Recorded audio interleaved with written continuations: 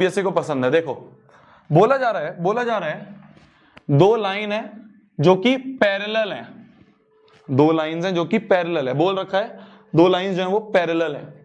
Equation of one of these line, इन दोनों में से एक लाइन की इक्वेशन तो ये दी है, क्या दी है हमें, एक लाइन की इक्वेशन दी है, एक लाइन की इक्वेशन हमें दी है 5x minus 3y equal to 2। क्या स्टैंडर्ड फॉर्म में है? हाँ जी स्टैंडर्ड फॉर्म में है, कांस्टेंट टर्म उधर है, स्टैंडर्ड फॉर्म है। हमसे बोला है कि दूसरी कौन सी लाइन होगी ये बताओ। अच्छा दो लाइन पैरेलल है तो हमसे पूछा है एक लाइन अगर ये है, एक लाइन अगर ये है, ये L1 है, तो बताओ दूसरी लाइन कौन सी होगी। हमसे पूछा है इन चारों ऑप्शन में से दूसरी लाइन कौन सी होगी। अच्छा पैरेलल की कंडीशन क्या होती है, A1 upon A2 equal to B1 upon B2 not equal to C1 upon C2, ये होती है हमारी पैरेलल की कंडीशन होती है। तो हमें देखना है, हमें ये देखना है भाई A1 B1 और C1 ये तो हमें पता है, A1 B1 C1 ये तो हमें पता है। हमें देखना है दूसरी ऐसी कौन सी लाइन है जो कि इस कंडीशन को सेटिस्फाई कर दे इस लाइन के साथ। ऐसी दूसरी कौन सी लाइन है जिसका A2 B2 C2 इस लाइन के साथ इस कंडीशन को सेटिस्फाई कर दे।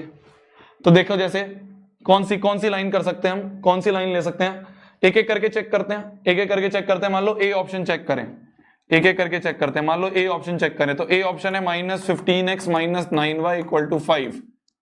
A1 अपॉन A2 करें तो 5 अपॉन माइनस 15 तो ये आ गया minus 1 upon 3। B1 upon B2 करें तो माइनस 3 अपॉन माइनस 9, 3 3 जा 9 तो ये आ गया माइनस से माइनस क्या तो 1 अपॉन 3। ना जी ना, पहली वाला नहीं है क्योंकि A1 upon A2 B1 upon B2 यही बराबर नहीं आ रहा है, ये माइनस 1 अपॉन 3 1 अपॉन 3 तो पहले ही बराबर नहीं आ रहे तो बात खत्म। बी ऑप्शन चेक करते हैं जी, बी ऑप्शन चेक करते हैं 15x plus 9y equal to 5। इसमें अगर देखें तो A1 अपॉन A2 करें तो 5/15 आ गया 1 अपॉन 3। B1 अपॉन B2 करें तो माइनस 3 अपॉन 9 ये आ गया माइनस 1 अपॉन 3। लो जी ये भी A1 upon A2 B1 upon B2 बराबर नहीं आ रहे। चलिए फिर दूसरा भी नहीं है, सी ऑप्शन ट्राई करें तो 9x minus 15y equal to 6। तो देखो 5 upon 9 A1 upon A2 minus 3 upon 15 3 5 15 1 upon 5 ये भी A1 upon A2 B1 upon B2 बराबर नहीं है। तो अगर तीन ऑप्शन एलिमिनेट हो गए तो आंसर क्या होगा, आंसर होगा ये डी। भाई तीन एलिमिनेट हो गए तो चौथा ही आंसर होगा ना, चेक भी कर लेते हैं। Minus 15x plus 9y equal to 5।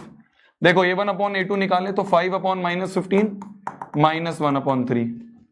B1 upon B2 निकाले तो माइनस 3 अपॉन 9 ये भी माइनस 1 अपॉन 3 3 3 9। और C1 अपॉन C2 निकालने तो आ रहा है 2 अपॉन 5।